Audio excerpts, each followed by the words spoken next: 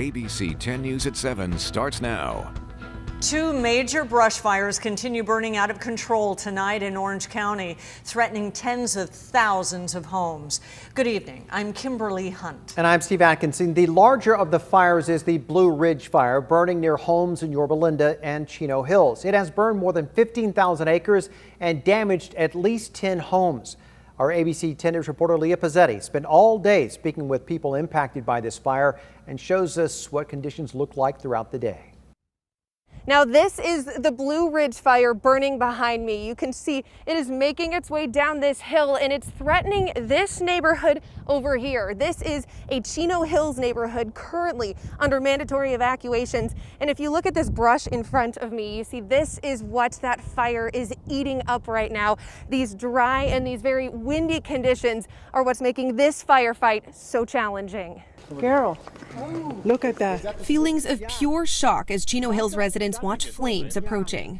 These are just baby pictures. That's me and my mom. Fast decisions to grab what's most important. The flames are pretty amazing. You would say beautiful if we weren't here. This neighborhood threatened by the Blue Ridge Fire, a danger they've felt before. Some choosing to stay until the fire gets closer. That is scary. Others leaving now, but still confident that firefighters will protect their homes. I believe in the firefighters. That's the main thing. I believe in them. Proof of their protection at this home, where the flames burned directly behind the house, firefighters standing by, saving the home. Some residents taking precautionary steps on their own. God help everybody from this. Many turning to a higher power for a final plea, praying that their homes stay standing. We've been through it before. Praise the good Lord. Yes. He's always taking care of us. Praying that their homes stay standing. Leah Pizzetti, ABC 10 News. And the other big fire is burning near homes in Irvine. The Silverado fire has burned more than 12,000 acres tonight. Late last night, Southern California Edison said its equipment may have caused the fire. Two firefighters were badly burned while battling the flames yesterday. So far, no structures have been destroyed, but about 91,000 people have been told to evacuate. That fire is just 5% contained. And our meteorologist, Angelica Campos, is joining us now with a look at the weather conditions out there tonight. Angelica. Hi, Steve. So let's start with the good news. The winds are subsiding. They're weakening tonight. And even though most of Orange County, San Bernardino area, where it was under a red flag warning, everything has expired because the winds are getting weaker tonight. So as we look at this graphic, you can see no warnings around the area. I want to switch it over and just kind of show you where the winds are coming from. So I'm using what is called streamlines, and you can see the winds are still out of the north over our mountains. But for the rest of the county, we're getting more of a push out of the west, and that's what's happening here along the coast. So obviously the winds are changing direction. Now let's take a look at the relative humidity. This is where the concern really comes in. It is very, very dry, and I've mentioned this today several times. Warmer air is able to hold more moisture, so as temperatures cool down, you typically see that relative humidity going up. It doesn't mean that it's getting more humid, it just means the air is able to have that much moisture. But as we look at the conditions, it is very dry, and the winds will be picking back up on Thursday. And with dry conditions and winds picking up, elevated fire danger will continue. I'll show you exactly what to expect all around the county in our 7-day forecast. We'll check in soon. Thank you, Angelica. Turning now to coronavirus. San Diego County will remain in the red tier at least another week. New numbers released today by the state put our adjusted case rate at 6.5 per 100,000 people. We would have to be above 7 to fall to the lowest purple tier. The big factor was our high rate of testing, which pushed our number lower, and landing in the purple tier would put indoor businesses such as restaurants and gyms in jeopardy. Here are the latest numbers. The county announced 269 new cases today, bringing our total to 55,200. There were also 7 new deaths, bringing that total to 877. Parents rallied again this afternoon after San Diego Unified announced it won't bring more students back to campus until next year. Depending on the pandemic, the district says it hopes to bring back elementary students on January 4th. And all other grade levels by January 25th. Even then, students would only be on campus part of the week, learning virtually the rest of the time.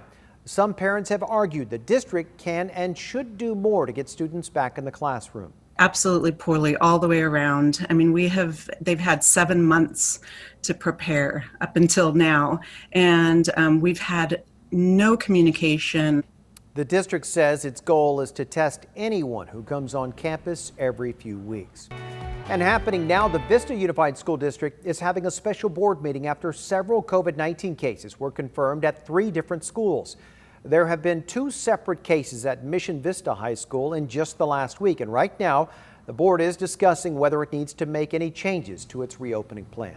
Your voice, your vote. Some legal experts are warning voters to pay close attention to the way they send back their mail-in ballots after a new ruling by the U.S. Supreme Court. ABC 10 News anchor Derek Stahl is going in depth to explain how this ruling could have a ripple effect across several states. In California, ballots have to be postmarked on or before Election Day, but they can be received by county officials up to 17 days late and still count. Other states have different deadlines, though, and some experts are warning voters in those states not to send their ballots back through the mail at this point. This all has to do with a Supreme Court ruling on a case out of Wisconsin.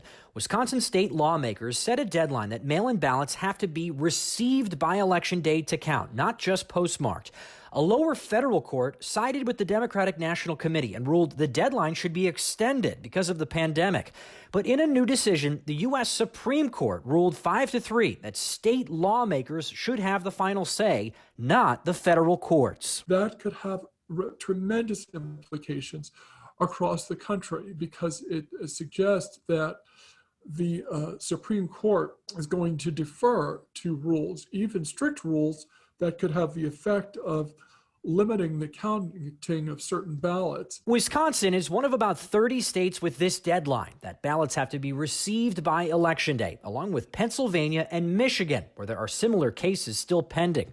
Voters in those states are now being urged to drop off their ballots at collection sites and not mail them, or simply vote in person. This ruling does put pressure on people to make sure that their ballot is received in time. Legal analyst Dan Eaton says opinions attached to this ruling by Justices Kavanaugh and Gorsuch offer clues about how the high court could rule in other election legal fights, particularly when Amy Coney Barrett joins the court.